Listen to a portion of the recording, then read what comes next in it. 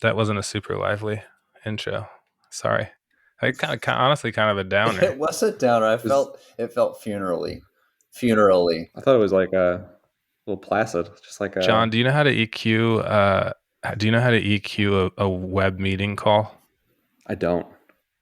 That makes me feel better. Terry, do you know how to do Yeah, that? sure. What? What? Do you care to I have elaborate? zero idea. It just felt good to say I did. Do you want to know why I wanted to have John here? Well, I know why. Tell He me. appears to be a very interesting guy. From my He's such an interesting guy. That's generous. Yeah, and I'm I'm just gonna. This is gonna happen, and it may consume the entire show. Okay, just a forewarning. Sure. He's going to tell us a lot about Jay Dilla because a lot needs to be said about Jay Dilla. Ooh, I might be overselling myself. I think no, this is like me going back to talk scholarly. Like you get out of the game for a little while and you talk like tech, different vocabulary, different type of communication. You can like feel myself immediately reverting back, but the context is that's not my time period. Wrote about the 80s. Still it was like 90s Uh, and on. So like I know a little bit, but I think I might be disappointing on that front. He also had like a post what do you call it when they're dead? Post. Not post mortem, posthumous. He had a posthumous return to popularity in the 2010s. That is His true. his beats became really really popular in the 2010s. Yeah, even so much that I remember, like when the academic communities get to it, it's like it's not over. Dilla can never be over, but it's like it's either a certain marker of like cachet and achievement or staleness, and this is definitely like a mark of achievement and timeliness. But I remember like going to pop music conferences in the 2010s and like people writing about like Dilla being great to listen to because of the very particular ways he staggered his beats and like having breakdowns of like the sonic profile of each of them and showing like to the microsecond how beats were staggered and irregular is like very neat to see that level of precision and like rigor applied to it. When you were a kid, did you expect to be going to pop music conferences? Um, Man, that assumes I had expectations as a kid. No, is the short answer. And Absolutely not. when as you were on your way to a pop music conference, were you surprised that that was happening? Yeah, I think so. I think pop music conferences are like fun and they're also kind of weird because it's like it's popular music. It's like something that's shared with everybody. Like some of it's kind of cool, some of it is just like it's like the mainstream. It's like the air we breathe. And it's like a bunch of nerds who get really into popular stuff. And it's like really fun to see that confluence of people who are I don't know, you wouldn't think of writing about pop music, but like really deeply into it. They're all academics at these things. Not always. I mean, I was mostly on the academic conferences, but some of them are a mix of like journalists, media people, critics, like all over the place. Dang. Maybe we. How did you Sorry. Terry, please Yeah, go I ahead. think maybe we should ask John to explain why we're bombarding him with Yeah, musical explain yourself. questions. Yeah, explain yourself briefly. How did you tell me about like give the nickel tour of how you ended up in music academia, and also like give us the quick exit story. Like it Yeah, doesn't have to sure, be long. sure. The nickel story. I've never heard that term before. I like it. Gonna use it. But the nickel story is Well, I I said studied nickel tour, nickel tour. Man, I but you just coined the phrase nickel You story. heard it here It's first. yours. You heard it here first. all right. And maybe I'll tell the dime story. Just like I don't want to devalue my own narrative. All right, so the nickel tour is that I studied music as an undergraduate, like early high school. Was a terrible student, probably could not have gotten into a good school on my academic merit, but I was like really into trumpet. Saw that as like my way of doing music, so like practiced aggressively and obsessively hard. Went to music school. Got halfway through music school, got a lip injury, and like also realized everybody that was there was better than me. And so like having a career like with an injury as a trumpet player and like going into a world where like the people who are like the best in the world at what they do are making 40 grand living in like a small apartment with five other professionals in Bushwick was like maybe not the thing I wanted to be doing. Like maybe didn't want to put that much risk into it. So I tried to like scramble and again figure out what I wanted to do. Figured liked history, like music, go do music history. Actually, technically ethnomusicology, but people don't really know what that is. So it's like I've it's heard of just that. like music Terry, have you history. heard of that? Sure, Sure. Come back I to it. have. I mean, it's like it's anthropology and music. So like history is just like you work with sources like typically written. I did oral history, but anthropology is like you go embed yourself in a population of people who are making or living or performing music in some kind of way. So got to grad school. Wait, hold on. Can I back up for a second? Sure. When you said music school was going to be too hard a path, and you're like, let me find a better path. How about ethnomusicology? So it's not so much the music school was a hard path, but being a performing musician is like it's tough. It is like a tough thing to do. Like you most people get a master's, so like if you don't get a master's, like you're grinding from the beginning and you're as much like an entrepreneur as you are a performer. And that's a side that like they don't really teach you to do very well because you need to get out and you need to either like do one of the traditional paths, which is like an orchestra, which is whole nother thing, very hard to get those jobs, or you need to move to a city that has jobs, meet people, build relationships, like carve your niche, get a bunch of gigs, don't mess up, and then continue to like climb the ladder and eventually piece enough stuff together until you like you make a living from it. And that can take a long time and it can be tough to do it. And I just like was not confident in my ability to do either the business or the musical side with where I was at in the middle of music school. So uh, I mean, I can look back and say how naive I was to think that academia was going to be any easier. No, But I mean, that's okay. I mean, if you yeah, thought at the time that you were going to become a professor and there was a path to instruction and publishing and being in the ivory tower, I mean, that makes sense compared to scraping together a living playing trumpet.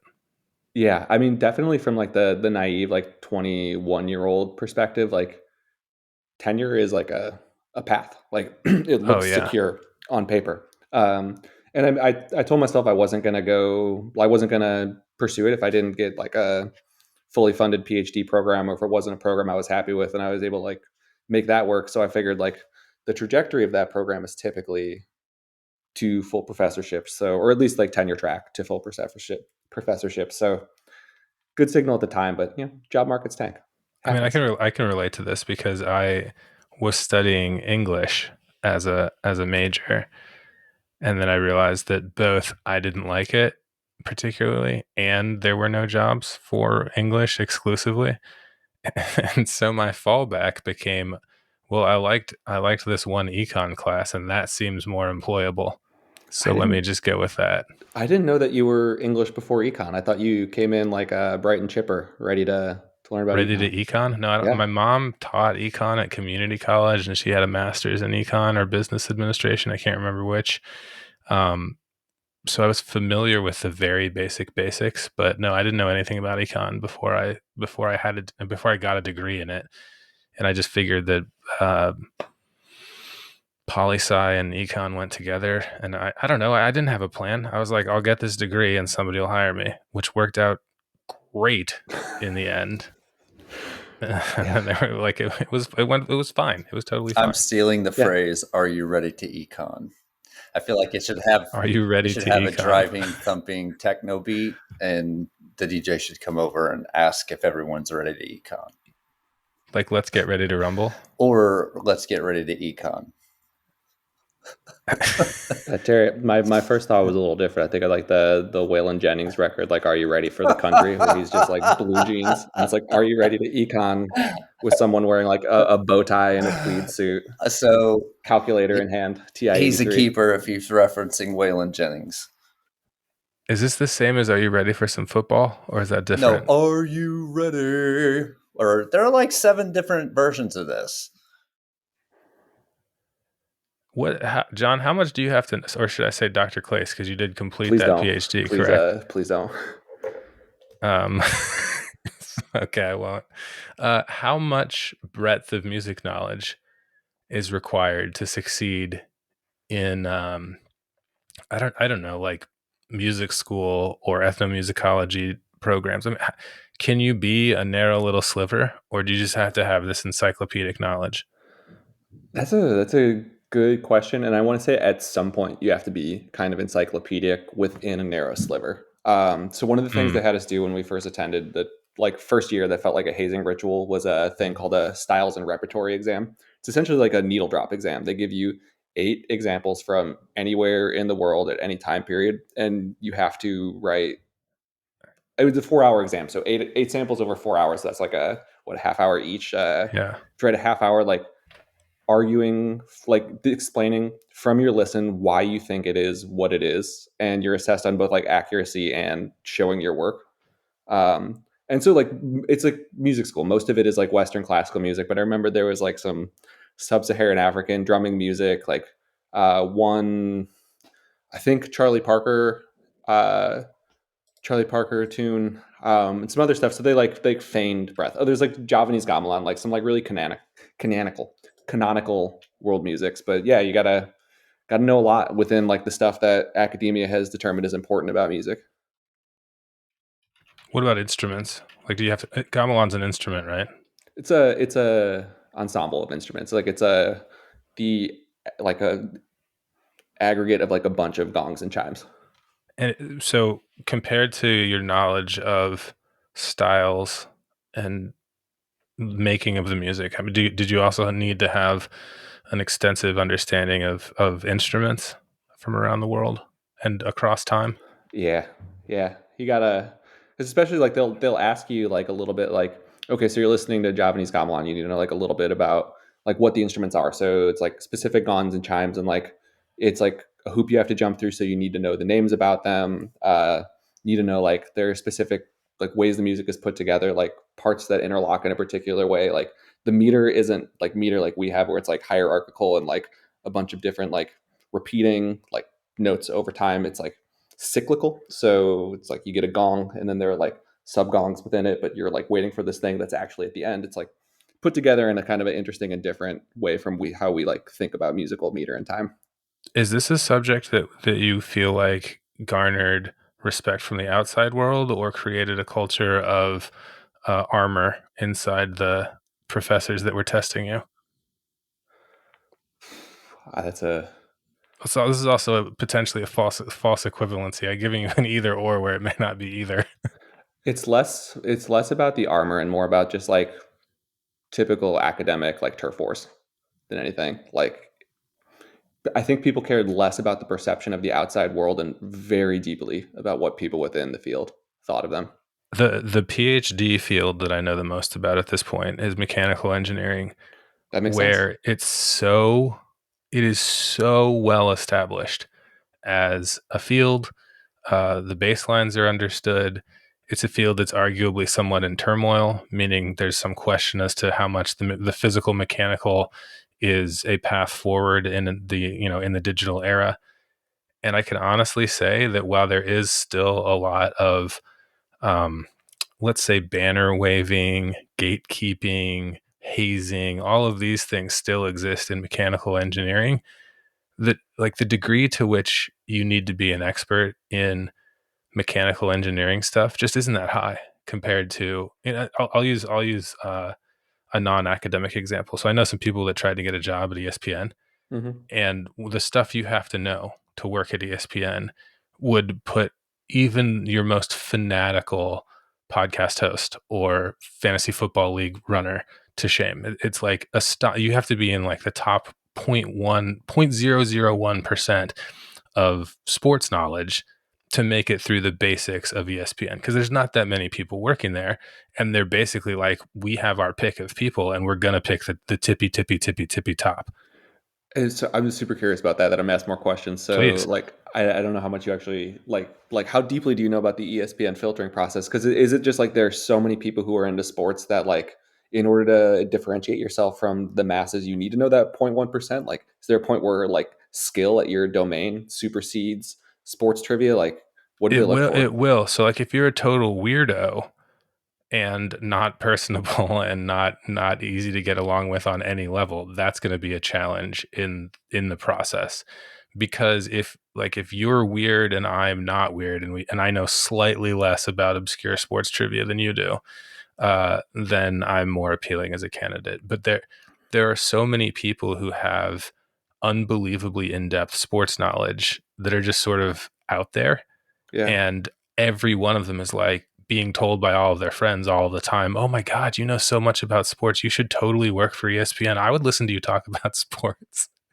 And now, like, you have the whole freaking world of people You being know how told that's that. starting to evolve, though. You have to Specialization. know about sports in the context of gambling Well, and what? over-unders and point differentials. And gambling is the engine that drives all of sports these days. Do you think that's true as ESPN specific or across like the 100%. sports It's industry? 1,000,000% true at ESPN. Do you think this is a Louisville bias? No. Do you think proximity to the Kentucky Derby, one of the premier betting events in sports, could in any way be? I've got a couple questions for John. Please take No. over. Well, I want to ask one more question. I just want one more thing before Yeah. then. So it definitely is. I remember like driving around in Colorado right after sports betting became legal, listening to sports radio, and 45 minutes of an hour long show was talking about betting. It was like clearly how they were priming the market to get into it. It's like I'd never heard people go so deep into the way lines are moving or how fantasy scoring is going to change. It's like it was wild how the conversation changed overnight. Yeah. Well, and if I have seen, I think maybe one. Pre-games are the worst thing ever. Like the pre-game shows on all the networks. I saw like minutes of one of NBC's on Sunday night, the NFL season this year. Every 3 minutes was a fantasy update, which is basically a betting update. You know how to bet. Yeah, Anyway, a couple of questions. sure. I'm curious about two things specifically. You have a lot of formal training in music as a I player, do. and then as an academic. Did you find it hard? Do you still find it hard to listen as a consumer of the art versus a critical ear? Yeah, that's it. That's a great question. I think a lot of it is like my relationship to music changed a lot after like I went to the music school, like after the conservatory thing. Like I don't know if you've seen the movie Whiplash. I haven't. If I know what is like it's about from what people have told me, it is like a very accurate portrayal of conservatory life, where it's like Gordon Ramsay level of intensity, and like if you want to do this, like this is how you do it. It's like very the relationship with your professors is such that like they'll like, it's not like yelling, but it's like the intensity is there. It's like you want to do this, like this is how you do it.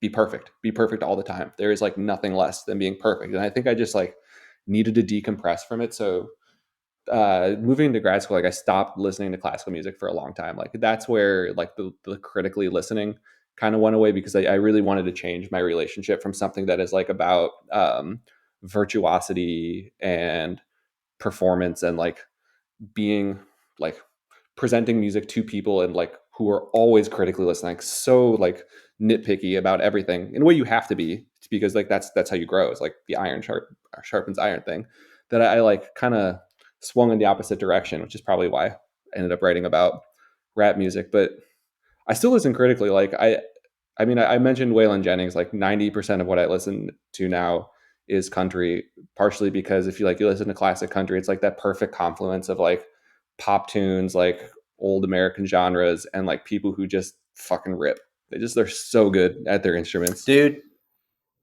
I love this guy. You're 100% correct. So I'm curious too, through that, you just mentioned the intensity of the people who are players, true professional players, classical or otherwise. What generalizations can you make about that group as from a makeup perspective? Like, are there any generalizations of the person that will shack up with six people in a house and make $30,000 a year to do something? So the skill to reward ratio in that level of musicianship is off the charts, skewed in the other direction. Who does this? Like, what is the paradigm of the person that does this? I mean, I think the closest analog I could think of is like people who are in the minors. Like you do it because you love it and you couldn't imagine doing anything else. Like people playing baseball in the Cape League, like up in New England, like They're like, maybe they'll get brought up, maybe they won't, but they're spending 5 to 10 years doing it because they just love playing baseball. It's the same thing. Like, most of these people have been playing music from a very, very early age. They have a very, very intimate relationship to it, to their instrument, to like the repertory they play. And I think there's like a kind of like crazy intensity to it too. Like, especially from the performance perspective, like you like it, you you get used to it. Like, you definitely get used to performing, but like being on all the time, like it takes a certain type of personality. Well, I mean, it's human nature to be willing to get really, really in. I mean, not everybody, but you don't have to be all the way to the fringe to find people that are overwhelmingly into a thing, Yeah. right? Like, and of the things you can be overwhelmingly into, sports and music are not obscure as things to be super into. Like, they have tons of precedent, and there's somebody out there that's like as fanatical about coupon clipping as anybody at conservatory is about music. And there's somebody that's as fanatical about their belly button lint collection. I always use the lint collection Mine's pretty example. That's a good. Like, mine weird is like, collection. I wish I don't have any. I don't right now. I just showered, but I would share because I don't have any. Just real I got a quick, good collection. I have But to close the loop on a thought because I sure. want to get your opinion. You said something about classic country music players. There's no Yeah. comparison from a skill perspective. I think one of the envies of classical musicians, or one of the reasons why folks of that ilk, I'll just say that, resent country music or look at it as a pejorative, is because those people don't have the formal training but are every bit as skilled as classical musicians. Classic country musicians, a pedal steel guitar player, those guys from that are 65 years old that can sit down and rip a pedal steel, there's no comparison in skill level from a musicianship perspective. So I'm curious to get your take on that. Yeah, I mean, they like it's not just classic country, although that's it. I was listening to Buddy Emmons and Ricky Skaggs yesterday, and like the pedal steel is like some of that like instrumental pedal steel stuff is awesome, and then like the bluegrass guys are all like it's harmonically complex, it's rhythmically complex. Like, American string music is super virtual. Like, just takes like people who are like consummate musicians, like tasteful players, able to listen to one another, able to improvise, able to like um, play with like really strong sense of groove and time. Because like most of the time, like they're propelling the whole thing. If you know the drum going along with it, you're the motor too. Um, I mean, I think like the people who get to the top, like there's who know, like the people who know, and you see this. I think no, the people who know, like they know, like all the classical music musicians I've talked to, like really respect jazz players, and I think there's a little of jealousy there. Like, they want to be able to improvise, like they want to like have that freedom. It's like when you play classical music, like it's like so expressive, it's perfect. Could listen to it and nothing else for the rest of my life, but like you're confined to the page. Like, the page has possibilities, but the page is not freedom. And I think there is like a little like longing for that freedom that comes from improvised music. And I think I was talking about this with some friends yesterday, that like Toby Keith died, and like that's what people think country is. It's like country radio from the last 20 to 30 years. Like 100%. that Yeah. could that overshadows a lot of this stuff. Yeah. 100% It's agree. a little rambling, but hopefully I answered your question. This is how I learned that Toby Keith died. Oh yeah, he didn't make it.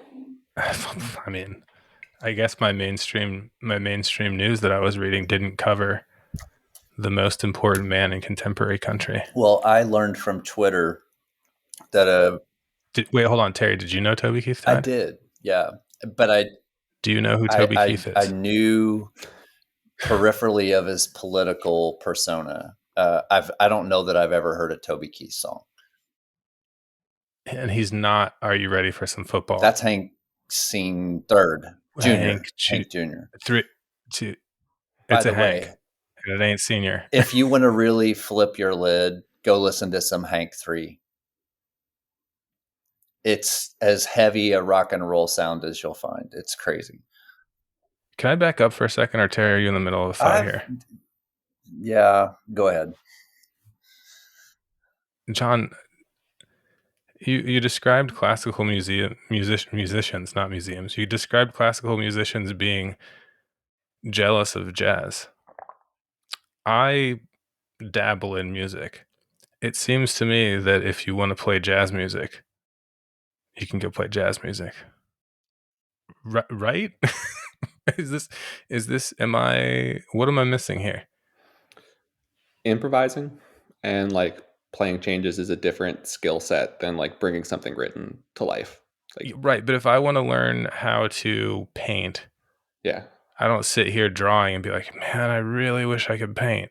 I pick up a paintbrush and I put on a YouTube video of painting, and then I do a really bad job for a long time, and then I give up. Do skilled classical musicians not follow the same arc? it diverges early because the like level of skill at the thing you're doing becomes so high so fast that just to be able to improvise and like play changes in every single key and like follow substitutions becomes the thing you have to do. And like there's like different stylistic norms. uh just there are musicians in both worlds who can do both very well. Like there are a lot of classical musicians who are also very accomplished improvisers. There are a lot of jazz musicians who like played classical through college and could sit in an orchestra. Like those people exist, not the norm.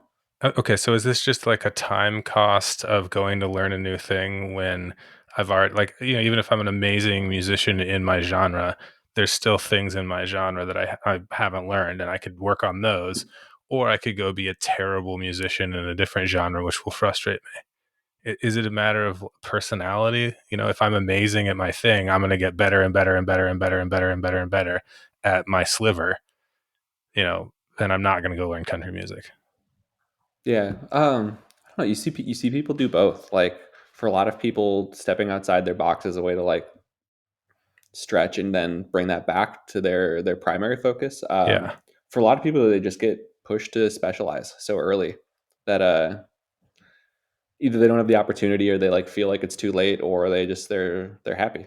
I mean, there are, like I said, I don't want to like generalize too much. There are plenty of people who can like No, do well in both it's not worlds, even but a music question at this point because, like the idea of a PhD is that you're ultra specialized and not generalized. Much of the success that you can find, whether you're a podcaster, a musician, or a business musician, like trying to ply your trade on the streets or whatever, a lot of it comes from figuring out what's unique about the thing you're doing. And so specialization matters a lot. On the other hand, I feel like I have a couple of somewhat specializations, but they're not PhD level of sliver. They're like even the things that I know the best. I'm probably in the top 1 billion of people on earth at that thing. And I go broad because I'm like, I got nothing to lose to go learn some random other thing. I'm not good at drawing. I'm fine, but I'm not good at drawing, so I might as well go paint. And then I'll be bad at painting too. And I'm not great at guitar, so hey, let me pick up some keys. I'll just be shitty at all of them.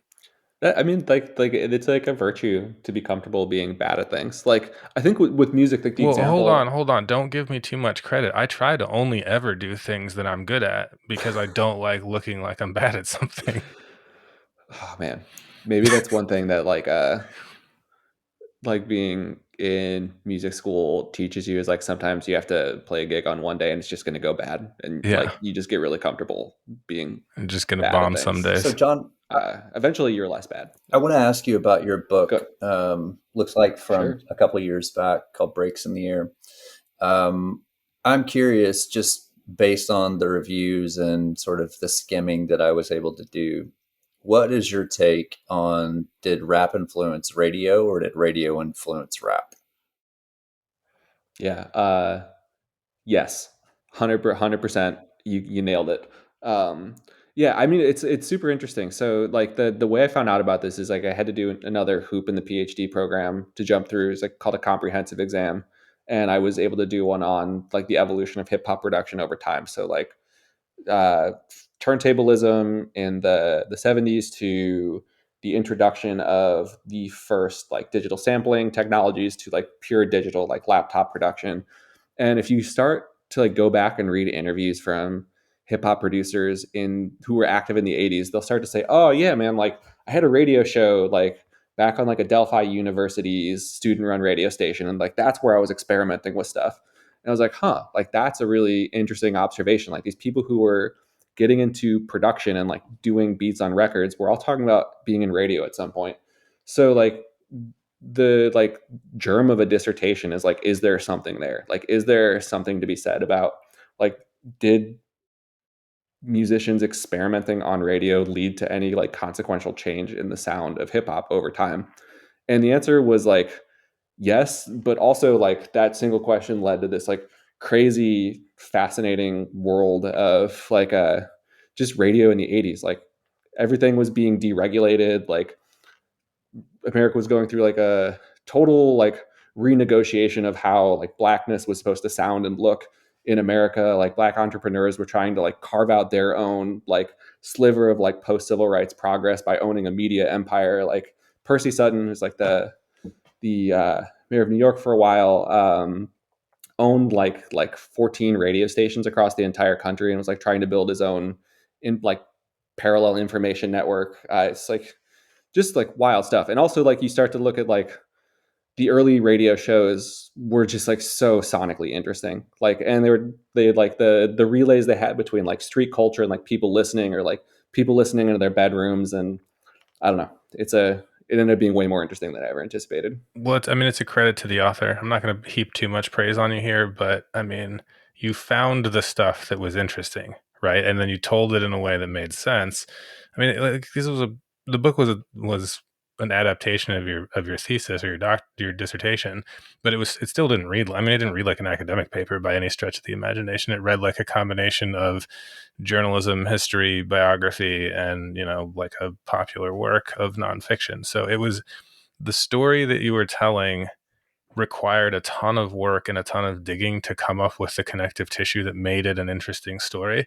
And I'm also interested that, the stuff you're talking about is the deregulation and I found that, I read all that stuff in the book, but I also found it to be, even though I care about public policy and business and economics, I found that to be the least compelling and least gripping part of the book. I was like, wow, it's wild to read about people who were DJs professionally in a club that had a show that was tied in as a promotion for the club. You're picturing like car driving down the street with the radio blaring. This is the way that you reached people because there obviously there's not even is there no internet, but there's nothing even approaching the internet. And now it's like not even been that long and we're completely and totally post collapse of radio. Like radio has come, it peaked, it went back down again, and now it's at a place where radio it's not dead, but it's stable in a completely different way. And it's kind of post crisis in the sense that the crisis happened when the internet took off and people started streaming. And now like radio's got a little niche again. Like it's not gone. It's just I'm not listening to the radio. I assume you're mostly not listening to the radio. Lord knows Terry's not listening to the radio. AM. First, yeah. First of all, thank you. That was very, very generous and like very kind of you to say. Like, second of all, I did not go into this expecting to be riveted by like 80s deregulatory policy, but like I always like I really toyed about with like the idea of like cutting all of that stuff from the book, but like I don't think you can understand that history without understanding why there was so much money going into radio Right. during the period, like what the money did to it and like how it changed everything from like what was programmed to why people didn't want to put hip hop on the radio to why people felt they needed to put hip hop on the radio. Like the changes around like programming, media ownership, like the entire financialization of the industry. Like, I don't know. I thought about like writing, like branching that out and writing a second book about it because it was so gripping to me. I'll co-author that with you. The tension between sorry, No, Terry, no last worries. thing. The tension between this was the landscape that like we couldn't decide whether hip hop belonged on the radio or not, and there was basically this silent, unspoken feud about whether that was okay. And then the way it ended up working out, I mean, obviously, looking back, hip hop completely took over the radio. like Yeah. overwhelmingly took over the radio. But the way it happened was from this sort of like, this is an oversimplification, but one of the things that happened was the fact that you had DJ who's working the clubs on Friday and Saturday night also has a show on Thursday night and on Tuesday night. And oh, well, we're going to give you the crappy spot in the middle of the night on the radio. Well, Yeah. guess what? Like if somebody wants to go do cocaine in a club on a Tuesday night, but it's also the club is the back of their car. Now you've got like a perfect tie-in between the lifestyle that these, that somebody who wants to be listening to club music is already working. So the club culture, the radio culture, like the we're going to give you the cast offs of radio tied perfectly into what was favorable for club culture. And this is not a place I spent a ton of time ever, other than I did spend some time on the radio waves in the middle of the night, but it was in a sleepy college town, so that was playing music to nobody, not to a club. I mean, depending on where you are, New York is a sleepy college town. Yeah, exactly. That's true. So you've been Sorry, Terry. I didn't mean to jump in. I just had the thoughts were just flowing fast and loose. I think John needs to. Needs to come chat again. There's a lot to unpack here. I'm really interested in that '80s deregulatory policy discussion and how that relates to music. That's some interesting stuff. I should read the book beforehand. Russ sends me the link to the book like 10 minutes before we come on. Yeah, there's no way you could have read it in the time that I've sent it to you. I didn't even. I was like, "Hey, John's going to come on next week," and then earlier today, like half an hour ago, I was like, "Oh, by the way, John wrote this book." I was like, "Oh, okay, well, nice. I'll dig into it." But you've mentioned both, and I know we're wrapping up here, but to take us out, I see parallels between classic country artists, the business of country music, 80s hip hop, your specialty or what your book's about, and the sort of the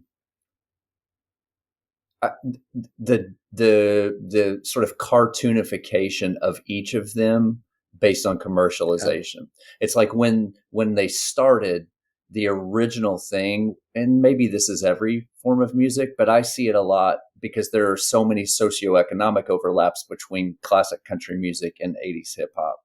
They came from poverty. They were the voice of, that was what they did. And it boiled its way out. It percolated out. The money came in and money made cartoons of all of them. And in the same way that country music today is unlistenable, new country music, I feel like it's the same thing for hip hop today. You'll find artists here and there, but I feel like that when the money comes in, and I guess basically I'm just asking you if you'll agree with me that my thesis is correct. I mean, I've never thought of the parallel there, but I mean, it's like, I think it's like that is like generally and genuinely correct. Like you find the thing that is essential about that music, and like you market it to death, and then you just like market the thing that was marketable in the first place, and then it starts to bear like very little resemblance to the original thing over time. Like, yeah, like this gives you a roadmap though. Meaning if what you want to find is the music that's gonna be commercialized later and is still fresh now, you know what to go looking for. You look for the stuff that doesn't have the money pouring into it now. You look for the stuff that has a certain mix of brand newness and, basically like naive artists. You have people that are doing it because they like it. You have people that are, grinding to make a living. You can find the hallmarks of where is the interesting music going to come from now. This is the world's longest slow play on me trying to convince Terry that there is good music being made today. Oh, there's a lot of good. There's so much good music being made. It's just like, but it's not coming from where you would expect it to, because everything is different every decade. Everything is different, so you have to find the new way, and it gets exhausting if all you're trying to do is be a music fan. It gets exhausting to be like, let me find a new way to get music every decade. Can't count on my Pandora recommendations anymore. It's hopelessly out of date. The algorithms of Spotify are by far superior to the Pandora algorithms. We've discussed this. See, and I would plug NTS.live. NTS. Russ knows that I'm a shill. Super fan. NTS. But it's Dot All live. right. It's a online radio, but they catalog everything. It is, in my opinion, the best internet radio resource, just the best music resource that exists right now. It's listen like 3 hours a day. It's Yeah, so I sent Russ, and I forget the name of it because I haven't listened to it for a while. But it's basically a crowdsourced global radio station, and you can pull up. I want '70s disco from Portugal, nice. and you've got '70s disco from Portugal. It's really cool. I'll find the name, and we'll talk about it some other time. Send it to us. Yes. Hey, John, thank you for going back into the archives of your life and giving us the book tour. The nickel story. Yeah. I know Terry said it's been a few years ago, but like you have a whole separate life now that's post this for a while that is also interesting in its own right. So Well, it's less interesting. It's like, it is what it is. So Maybe we should. thanks for coming on and talk about your work. Yeah. Thank you guys so much for having me. This was really fun. Like I enjoyed. You guys asked great questions. I really enjoyed talking to both of you. So like, thanks so much for the opportunity. Yeah, great to meet you, John. Thank you. Let's do it again. You as well, Terry. Terry, Absolutely. any final words? No, this any man, any person, any individual who pays homage to classic country music I'm a fan of. So we're good. There we go. I like how you said no final words, but that's the perfect final word. Awesome. Take care, you guys. Thanks, John. Thank you.